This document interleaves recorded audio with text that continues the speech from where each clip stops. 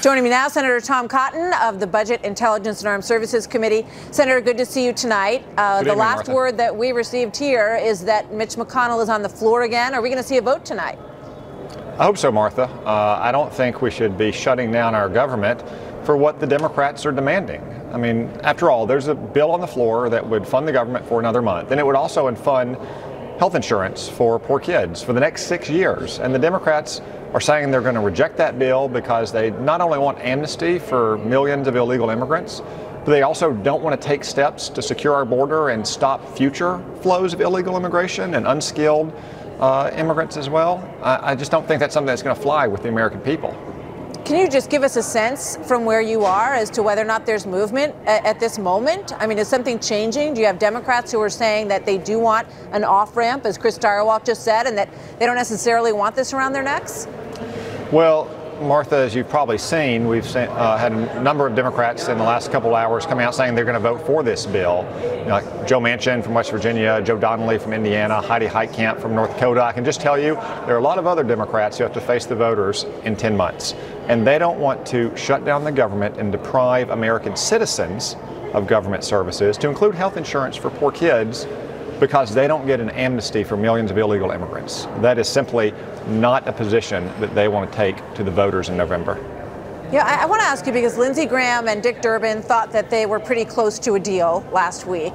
And the way Dick Durbin describes it is that when he showed up at the White House for the Thursday afternoon meeting and he saw you in the room, he knew that something had changed in the dynamic. Did you pull the president away from the deal that Durbin and Graham thought they had with him? No, I think the president realized that Senators Graham and Durbin had sold him a bill of goods earlier that morning, and that what they were pitching to him was... Did you help him realize that, Senator? No, I didn't speak to Donald Trump that morning until we all walked into the Oval Office. Look, the president campaigned on a number of issues, but there's no issue that was more fundamental to his victory than immigration and controlling our borders and getting a legal immigration policy that works for the American working man and woman, that helps create new jobs for them and helps get them wage increases. That's been the president's platform for 2.5 years now. So it's one thing to get a bill pitched to you on the telephone. It's another thing to start looking at the particulars. So I think what happened that morning is the president realized that he was being sold a bill of goods, and he took a firm stand that he's not going to have an amnesty for illegal immigrants without ensuring that we secure our borders and that we stop future illegal immigration and that we begin to shift towards a merit-based system. But he's made it pretty clear that he loves the Dreamers, that he thinks they're great kids, and that he wants to find a solution for them to stay here. So I guess, what are you willing to give on the other side, to find some middle ground on that? If you guys have given in on allowing them to stay, which is a concession on the Republican side, what do you think Democrats will put in that pot to make this happen? Well, Martha, that's exactly right. That's an amazing thing about where we are tonight, is that the president and most Republicans in Congress have said we're willing to give legal protections to hundreds of thousands of young illegal immigrants here who no fault of their own.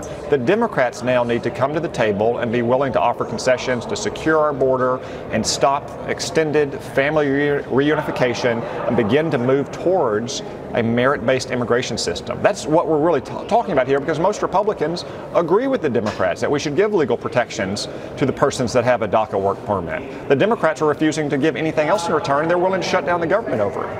All right, just one last question before I let you go. There were some polls done, and people who responded to them said, that if there was a shutdown, they would blame Republicans. But then when they were asked if there was a shutdown and it was over DACA, who would you blame? And more of them said Democrats. Do you think that notion has started to sink in tonight with Democrats?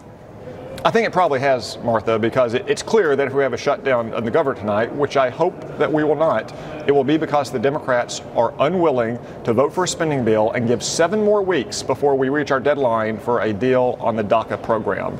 And that's going to be very clear if the Democrats filibuster this spending bill or don't accept some other reasonable compromise.